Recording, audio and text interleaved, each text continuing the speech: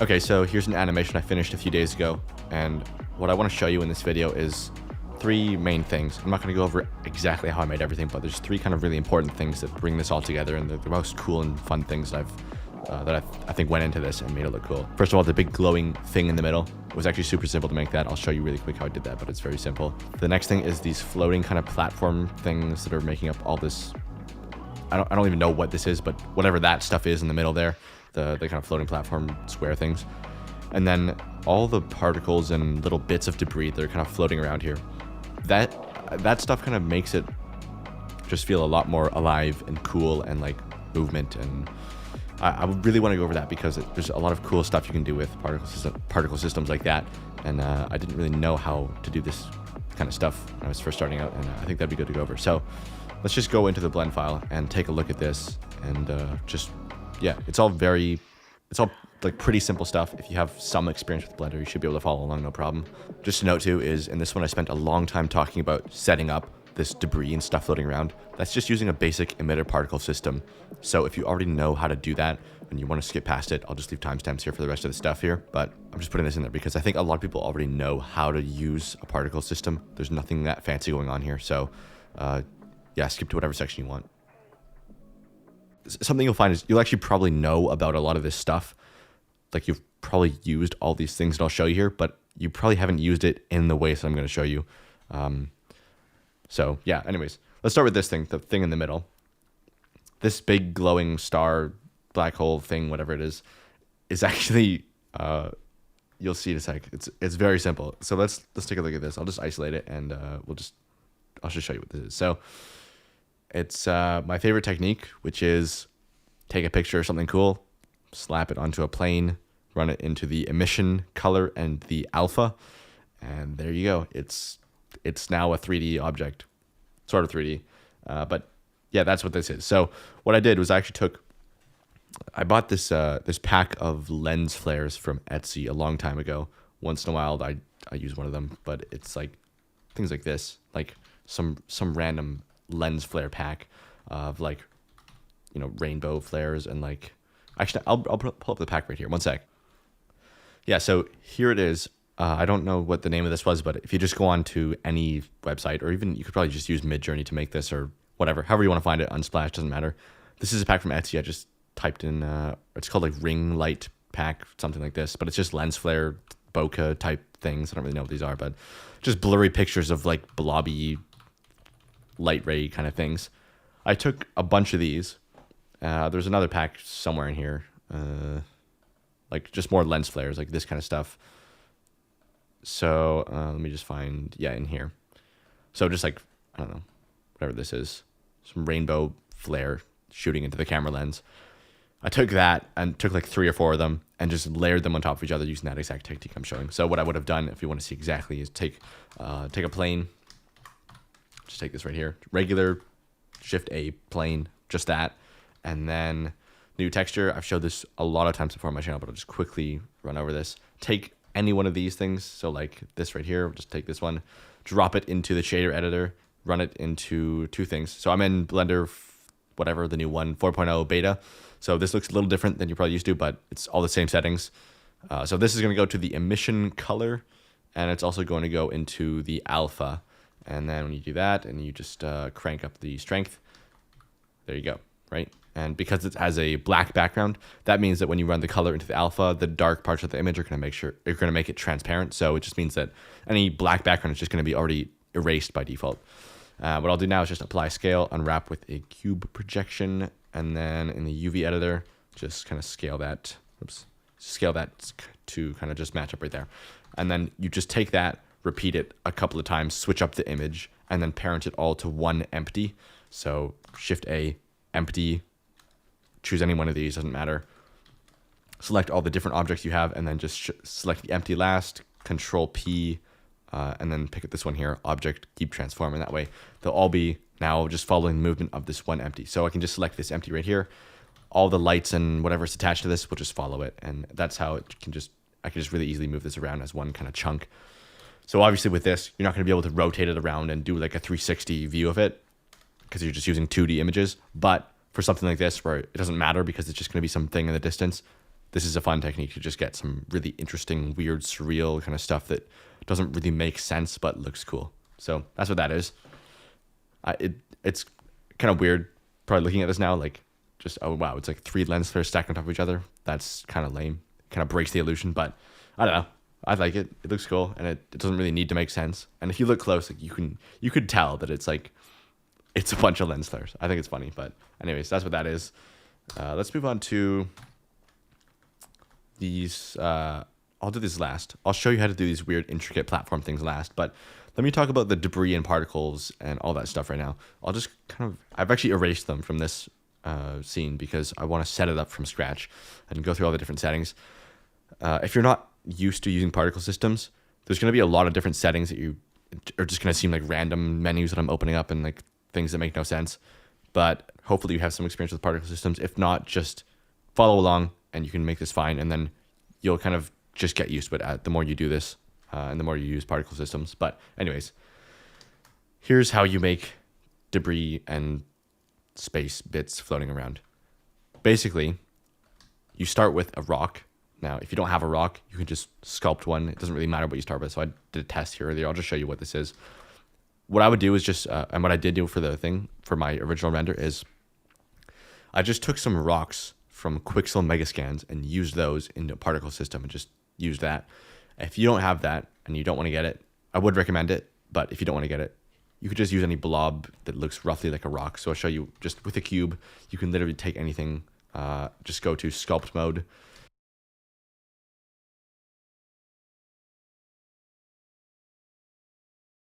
Make it look like somewhat not of a, default cube kind of shape. Okay. But it really doesn't matter. So something like that. Let's apply scale, apply rotation, and make sure I do that for both of them. And then also set the origin to geometry. You can do that, right click, set origin to geometry. And just make sure it's all like, make sure you do like apply scale, apply rotation, set origin, all that, so it doesn't like mess up when you scatter it. Okay. So I'm just going to throw a rock texture on this. So I already have one on here. This is from, if I just go to material preview, this is from Ambient CG. This is the old one, the test I did, but it's just if you just go to Ambient CG and you just type in the word rock, you can just download a free 4K rock texture. It does not matter which one you use from that website there, or textures.com or whatever you want to use. So just take that. I'll just put that, I'll just call this rock. I'm not going to show you how to set up a texture, but yeah, just put a rock texture on here. You don't even have to go as far as using normal maps and all that. You can probably just take a picture of a rock outside and just throw that into the base color if you really want. Anyways, that's on there. I'm going to use just go to edit mode, select all U, and then cube projection, basic UV unwrap. You could also do smart UV projector, whatever, it doesn't matter. Same thing with this. We'll just hit Control L material to link the material from this one to that one. And same thing, apply scale, unwrap it with any method you want. And then there we go. We've got 2 very amazing looking rocks. I'm going to take these, and this will be our scatter object. So the reason I did 2 is because I want one that's kind of like more spherical and one that's more like elongated, just to switch it up. So there's some variation at least. So it doesn't look like a bunch of potatoes floating around, hopefully. Okay, anyways. Doesn't really matter what you start with as long as it's a debris rock type shape-ish kind of thing. Basically just want a bunch of floating little bits. Anyways, here's how you get it to be like actually in your scene and floating around. So let me add a cube and just do it in the middle here. And I'll just kind of put it around the camera. So I know the camera is going to be like moving in this range right here. So I'll just kind of have it just there-ish. Doesn't really matter. And maybe extend it a little bit further out this way like that. Does not need to go super far into the distance, just far enough to where it kind of looks, you'll see it doesn't really matter because they're going to be small, so it doesn't need to go that far. Anyways, let me go to this tab right here. So in all these tabs, there's a particles tab. You've probably used this before. If not, this is right here. Just click the plus, and we're just going to keep it on emitter. And I'll show you all the settings I'm going to run through. So the first thing, let's get rid of this big cube so I can actually see what's going on. Because if I hit play, it's going to be dropping all these particles. So let's deal with that first of all. Ignore this rendered view for now. I'll come back to that later. But let's focus on this for right now. So what I want to do is, let's go to viewport display and uncheck show emitter, and then also under render, uncheck show emitter as well. If you don't uncheck this box from the render as well, you'll see that cube in the render. So just make sure you uncheck both those. Right, so it's now just dropping a bunch of like things in here, these like halo things. What I want to do is actually come to those rocks I just made, these ones, and I'll just hit M to move it to a new collection, and I'll just call it whatever, call it whatever you want, but I'll just call it test, whatever. And so that's in there now. And what I want to do is actually come down to these particle settings. So I'm clicking back onto the particle object, the one that's just dropping all this stuff here.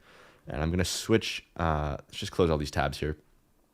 In the render tab is actually for what object is going to get scattered, or what object is going to get instanced a bunch of times. It doesn't have anything to do with actually rendering the image. Just is like, what object do you want to be scattered around? So I want this to be rendered as a collection, right? So I just moved those 2 rocks to that collection. I'm going to now pick the collection that I just made, test rocks, the one I just created. And now, if I increase the scale, you can see those 2 rocks that I just made are now just getting scattered all throughout here. But there's still a bunch of problems, and we're going to fix that setting by setting. So let me isolate these 2 things. The way you isolate is just backslash or forward slash. The same key as the question mark, just beside the shift key. It's different than hiding, but anyways, I'm just going to have this here just to make it really easy to look at. So there's quite a few problems here. It doesn't look like what we would want it to be, like a bunch of space debris. So let's go through thing by thing and just kind of slowly make it look like that. So I guess the first thing I should deal with is they're all kind of spawning in over time, and I don't want that to happen, right? I want it to be, as soon as my animation starts playing, I want it to be fully, like all the rocks to already exist and just be kind of floating around. So let's start at the top in the emission tab. And this is where these settings are going to be. So lifetime is what I want. Well, actually, let's start with this, frame start and end. So frame start and end means it's going to start emitting on frame 1 and it's going to end emitting on frame, in this case, 200. So if I set this to 5, it'll start now on frame 1, it'll end on frame 5, right? Boom. So you can actually do this, where you set this to, so our animation starts on frame 1. That means I actually want this to start on frame 0, or any frame before 1.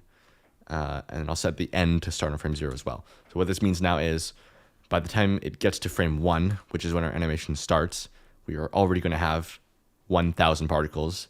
And so it's going to start emitting on frame 0, end emitting on frame 0. In other words, it's just already there.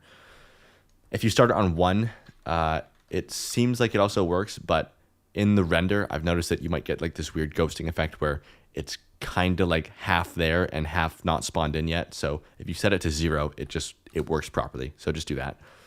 Okay, so the next thing is, you can see that it's actually kind of emitting in this box shape around the edges of this box cube that I added to scatter them.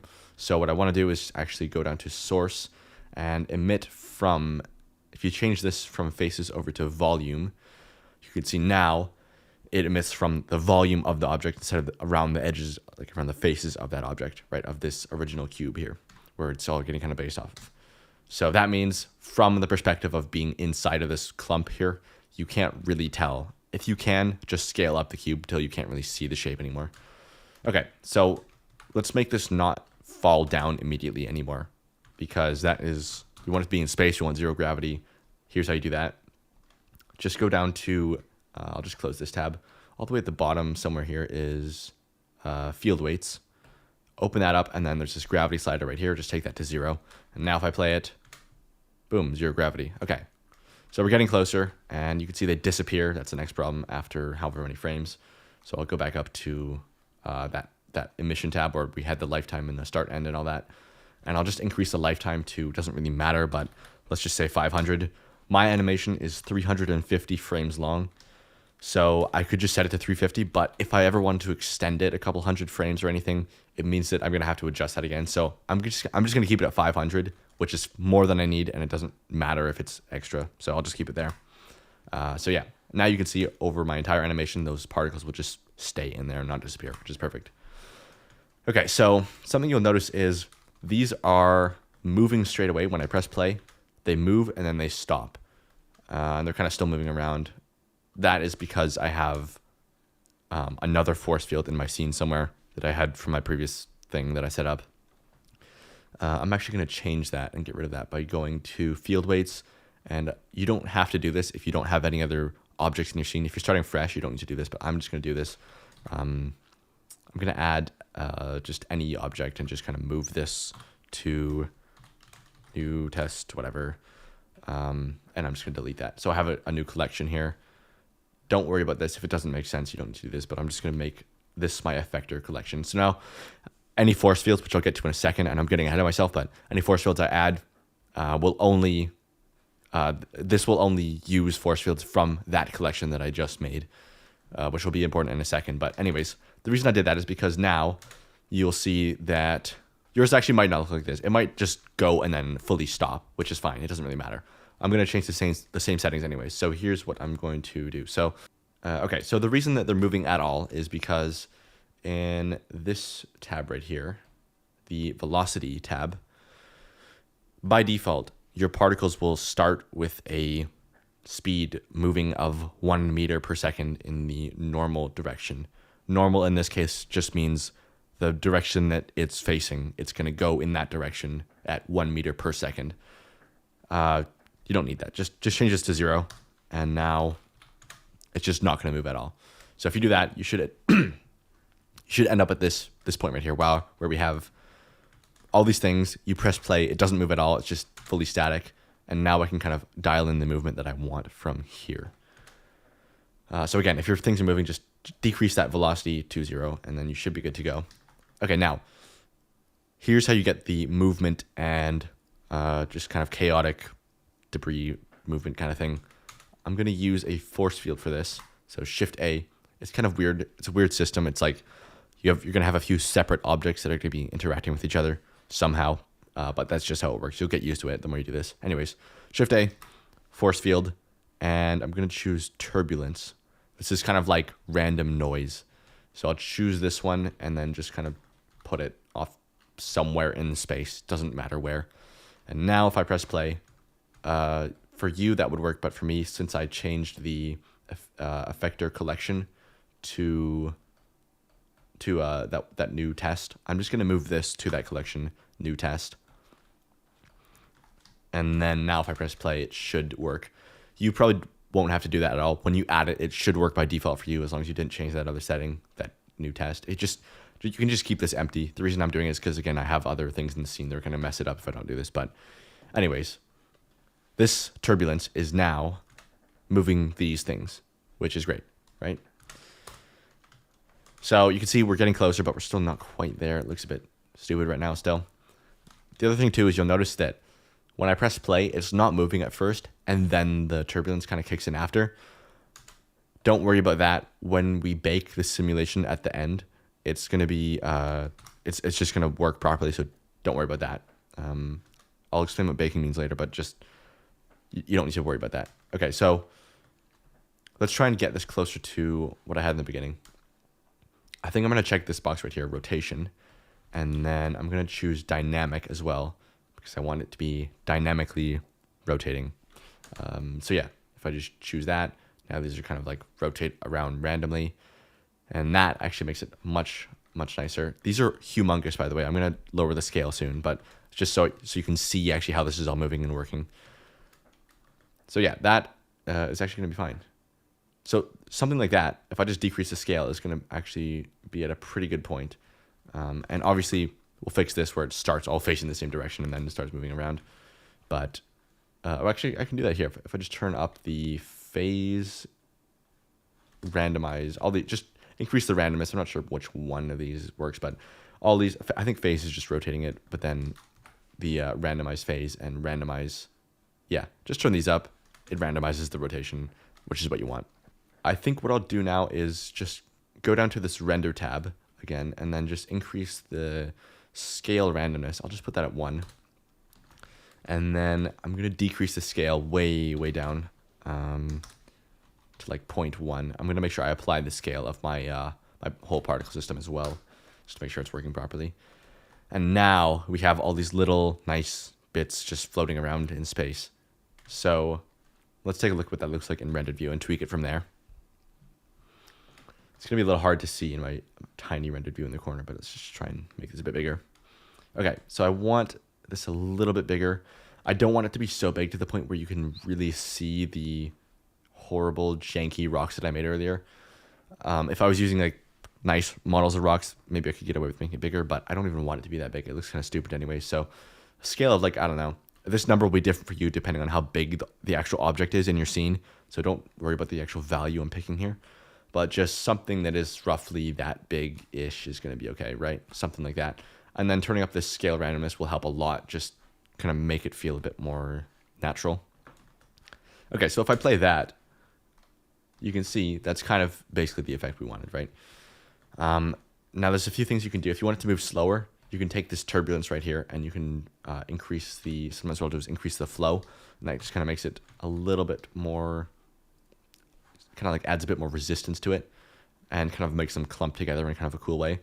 So I think those are good settings right there. That's pretty spacey. I'm pretty happy with that. And obviously if this looks like a bunch of slivers and it doesn't look quite right, kind of like it does here, what I would do is just go and manipulate the shape of the original rock that you made at the beginning to be a little bit more rock-like. I would suggest spending a bit more time than I did just making a literal blob and slapping a rock texture on it. I would suggest spending a bit more time, like just go download a rock from Ambient or from CG Trader, or use Quixel Mega Scans, or spend like 5 minutes sculpting one instead of 2 seconds. But you can see it doesn't need to be that good. It just needs to be a thing that kind of looks like a rock. So just spend a bit more time than me and you'll have a much better result. But anyways, that is it for the particles. I'll show you some other cool tricks to layer this and get cooler results. But that's the system right there. Just a basic emitter particle system, nothing special. Oh, one thing I forgot to do is these rocks are, there's probably more polygons than need to be in here. So I'm going to add a decimate modifier, and I'm just going to decrease this to like 0.2, apply that, same thing on here, decimate 0.2, apply. Make sure you apply it, by the way, because if you don't apply it, it won't actually make it any faster. Anyways, there we go. Since these are so small, they don't need to be like high quality or anything. Now, what I might do is actually duplicate this, layer it up, and get like some more variation. Actually, what I did in my original render was I did this. I added another particle system using pretty much the exact same settings. I just used a very small, translucent, transparent-ish icosphere as kind of like a little dust particle effect. If I just open up the original footage. Okay, so in this, you can see that there's all these like little kind of light white dust particle spheres floating around here. That is just using the exact same thing I just showed you how to do, except instead of a rock, you just take like an icosphere. I'll set it to 1 level of subdivision. Default is 2, so if you decrease it to 1, just even lower poly. Makes it a little bit faster. Shade that smooth, and then I'll just show you the shader I used. If I just go new, and then just go, it's the principled shader. I know it looks different because it's 4.0 beta, but it's a regular principled. I'll just take add shader, add that to a translucent, plug that in, and then I want it to be like lower opacity, like more transparent. So I'll just take an actual transparent shader and then mix it together using a mix shader on the end of the chain here. I just plug that in right there, and I'll just leave it on 0.5. So it's half transparent, half this right here, which is a principle being added to a translucent. There we go. So that's the shader. I don't know. That works usually for like most things. You'll have to adjust this slider right here if you want to like dial in exactly how transparent it is. But anyways, that right there, here's how you kind of get this to actually work in your scene. I'm going to go back here, and on this particle system right here, I'll just duplicate this. Now, when you do that, you have to be careful because these settings are actually linked now. So if I change the number on this one, it'll affect the number on the other one I just made, and vice versa. So the way to avoid that is just click this button right here, this 2 or whatever number pops up in this box right here. Click that, and now I can change with this to whatever I want. So if I just do like 1, 2, 3, 4 on the number, if I go back to my original system, it's still 1000. The settings are no longer linked at all. If you don't click that button that I just showed though, they will be linked and you'll mess up the original system when you try and add a new one. Okay, so on this new system here, the second one I just added, let's switch this over to something different. So instead of rendering as a collection, I'll just render as an object, and then for the object, I'll just choose the icosphere that I just made, this icosphere right here. Just click the eyedropper right here, choose this thing, icosphere. And now you can see all these little dots just appeared in here. Did they? No, they did not. Ah, they did. Okay. So for this thing, what I might actually do is this. I might actually take it off of this object, put it onto a new object, because it doesn't need to extend this far into the distance for this such a tiny little sphere that's being scattered. So I might just name this, I'll just call this dust. And I think I have to name, I'm not sure which one, but one of these, I'll call them both dust, because I can't remember which one is the proper one. Anyways, I'll delete this from here, hit the minus, add another cube, and I'll just kind of put it just in front of the camera. So just enough to, like I said, it doesn't need to extend that far out, because past a certain point, you won't even see them at all. So there's no point in rendering them. So anyways, now I will, to get that particle system back, you have to hit the plus again, but then just hit this drop down, choose the one I just made, which is dust. And then I think I have to uncheck show emitter in both of these again for some reason. All other settings should be the same though. Okay, so now you can see all these little dust particles floating around. Kind of looks like that classic like After Effects dust particle effect thing. I don't know what that's called, but anyways, these are way too big right now, so I'm going to decrease the scale to much smaller. Again, the number here doesn't matter because it depends on how big the object is scaled in 3D space in your scene, but I'll just set it low here like this, and then that will go there. And I'm just going to pick an amount that seems right. I'm going to go pretty small on these because, to be honest, it's really not, okay, this whole thing is not realistic, but it's extra not realistic to have like a bunch of bubbly spheres moving around. So I just want them to be like dots, you know? I don't want it to be like fully like a bunch of big sphere bubble things floating. That would look really weird. So I'm going to keep it as small as I can while still barely being able to see it. And I think that'll add just a nice layer on top of this. I'm going to increase this by tenfold as well. And that is really, you'll only see these kind of close to the camera and in certain areas. And I think that's the key, is you want to keep this effect subtle, because if it's too much, it just looks a bit stupid having like these bubbles everywhere, whatever this is. In the viewport as well, if you're denoising the viewport, it might be really tough to actually see those at all. And in the final render, it might be way more visible. So what I'd recommend is just render one frame and just test it out and just see what it looks like in the rendered view, because you'll get a lot more detail through here than you will just looking at the kind of noisy viewport, right? All right, cool. So yeah, you can see that's what this effect is going to do. It's going to add all these little dust particles in here, and then all these darker ones are the ones that I added. All this stuff is the stuff I made just right now. Like, I didn't have any of the other systems visible from the last render. So even if you don't have any rocks or whatever, like, you can just kind of make a blob and I guess get away with it. It does look kind of cool here, so that works, I guess. Cool. I would probably make these icospheres a little bit smaller because when they get really close to the camera, they're quite big. So I'd maybe make that a little smaller, but you get the point. That's there. There's one setting you must check when you do this as well. I mean, you don't have to, but it makes it look way better. And that is motion blur. So it's just one checkbox. You just go to render, the menu, the camera menu, not the camera, the one that looks like a camera, the render menu at the top here. There's this box right here, motion blur. Just enable it, just check it, and you have motion blur now, and it looks awesome. I've turned my amount up to 0.88, so things are going to be a little bit more motion blurry than the default, which is 0.5. I just like kind of having this up a little bit. So I don't know, just find a value that works for you.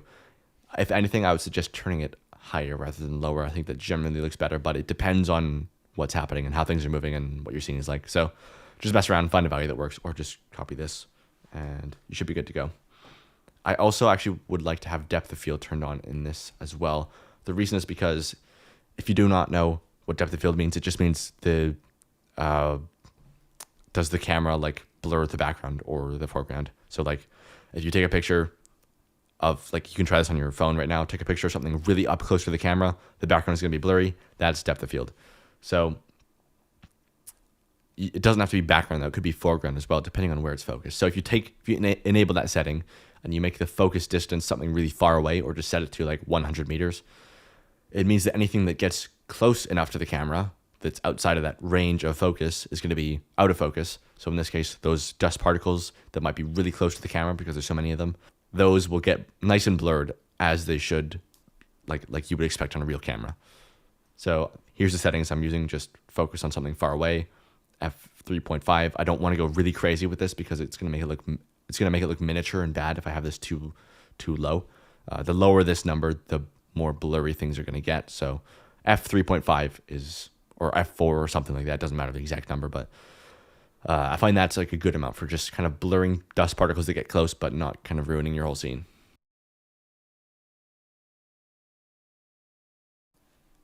Now, the other thing too that's happening here is my camera is being animated to move forward. I think there's literally just 2 keyframes, one at the beginning, one at the end.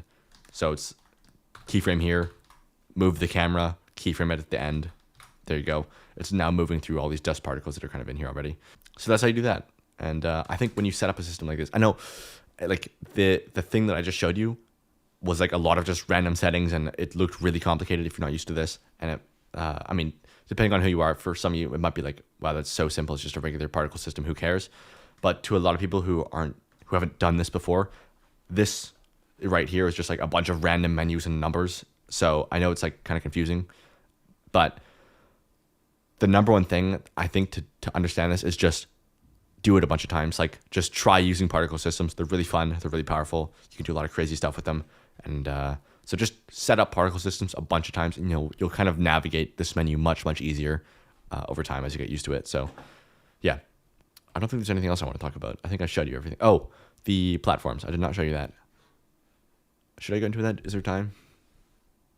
Yeah, why not? Okay. Maybe I'll do a whole separate video on this, but really quick, I'm going to show you how I made all these ground platforms right here. It looks, this is what kind of makes the scene, right? This is kind of like one of the main things that's going on here. You could kind of swap out everything else. You could get rid of the dust particles. It'd probably look almost as good. You could swap this big glowing thing for any light source. It would look just as good. The background, the pillars, everything doesn't really matter. This thing right here, if you got rid of these main platforms here, it would kind of change everything about this scene.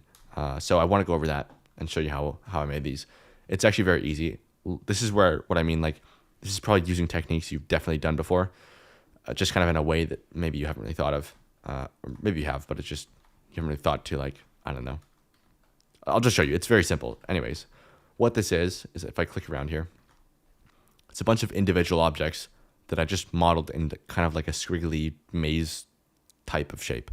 Let me find the original inspiration I got from this and just show you really quick. Okay, so this is an image from this account right here, I Am Sentient. They do a lot of really cool mid-journey stuff.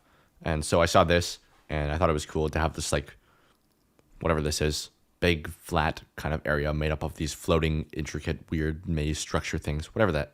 I don't know what's going on here, but it looks cool. So I wanted to kind of recreate that type of look. And the way I did it was this. It's very easy. So I started with, I think, definitely a cube. And let me just put this here. And I'll do this off to the side so you can kind of see this. Let's go to solid here.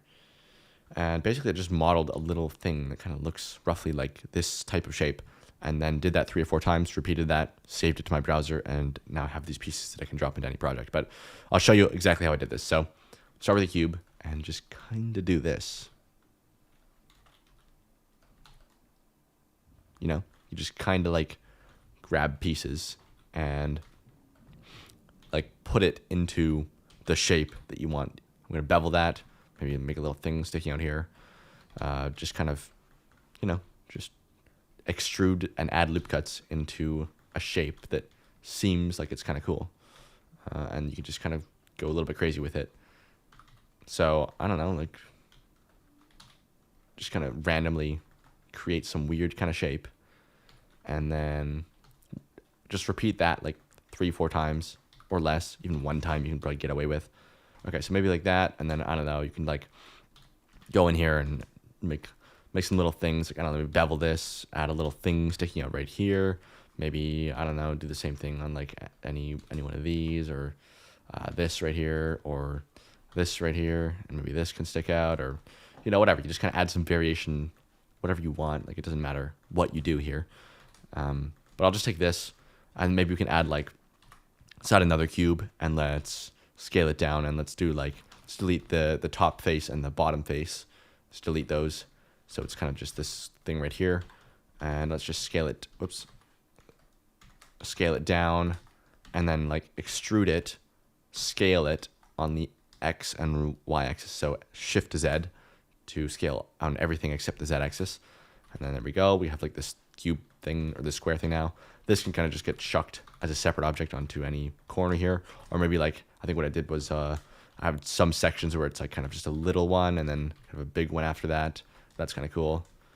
Do that a couple times. Maybe let's hit Shift G Co-Planner to select all things on this level, and maybe extrude a little inset and extrude a little thing up here like this. Maybe same thing on here, like take this and kind of do this, whatever, add some detail. And then you kind of just do that, like I said, repeat that 3-4 times, join it together, and then I'll just do this really quick. Join, put some kind of rock type texture on it, whatever you want. And then there you go. You can take this now, and you can kind of just spam it around. I'll set the origin to geometry, so it's in the middle. And then I would use variation. Like I wouldn't use the exact same one over and over again. Like I said, I would repeat it 3-4 times and then use that. But if you want to be really lazy, you can just do this and like, I don't know, just kind of repeat it a bunch of times. Take a chunk of this, flip it 90 degrees. Take another chunk, maybe scale it -1 on the y-axis, and then rotate it 90 degrees again, and just kind of do that. And then maybe take like a separate chunk and just kind of put it over here. Maybe take this, whatever. Doesn't matter. And when you look at it from this angle, you can't really tell that it's like it doesn't look like a repeating texture, right? Like because it's the rotation and orientation of all these is going to be different every time you rotate it and duplicate a chunk, even though it's kind of the same thing. From a low angle like this, you really can't tell that easily that it's the same exact piece duplicated a ton of times. And then what I would do is just, you just do that a bunch of times off into the distance, and then like rotate it all 45 degrees. So it's like kind of, like facing this way. And then when you look at it from like this angle, there you go. And you can kind of like maybe add some bigger ones in here that are like the main path that you want to have down here. But it's really just very simple modeling and putting pieces in a plain shape like that. Nothing crazy. I'll go to my asset browser, and then in here, you can see I have these little things right here. So in this project, what I did, or I guess maybe I made it for this one, but then in other projects, what I can do is this. Just take these, drag them in. Whoops, I don't know why that went way down there, but there we go. Right, so there we go. There's one. Drop in another one. And there we go. I have those saved already, which is super handy. Okay, anyways, this video's getting long enough. I think that's everything I wanted to cover in this one. There's a lot of cool stuff I want to talk about with animations. I basically just took the last 3 weeks and did nothing except make a bunch of animations, and there's a lot of stuff I learned and a lot of stuff I want to share. So if you have specific questions about like, how did I make this certain effect, or how do you render it? How do you get a clean, whatever, like anything related to animations, just ask me, and I'll do a video on what people want to see. So anyways, thank you for watching, and that's it. Take care. Peace.